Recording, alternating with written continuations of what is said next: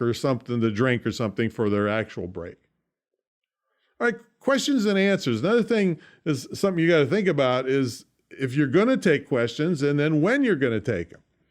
See, I would say, yes, you should take questions, but when you take them is something you'll have to decide.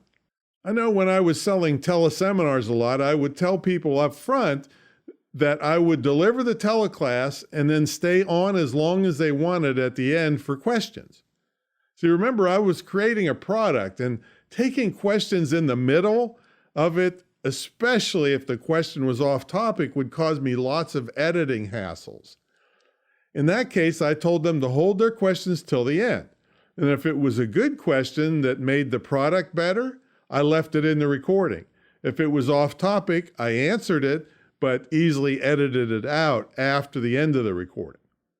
So I have done it where I took questions as they came in, and if they were on topic of what I was discussing, and if they, I would go ahead and answer. And if they weren't, I would not address that question until the end. But still, I might say something like, Bob, I see your question. I'm going to cover that later, so hang in there.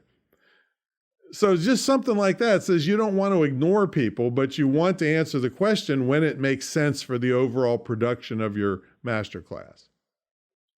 All right, so here's some more tips on delivering your masterclass. I mean, remember, when you're learning new things, it can be stressful and intimidating. You know this material or you wouldn't be the leader of the class. The people on the receiving end of your training don't. So you have to avoid language that demeans or insults them, even if you didn't try to do it, but you might say something like that if they aren't getting it immediately. So don't say how easy something is, okay? The person learning may not think it's easy and be totally lost.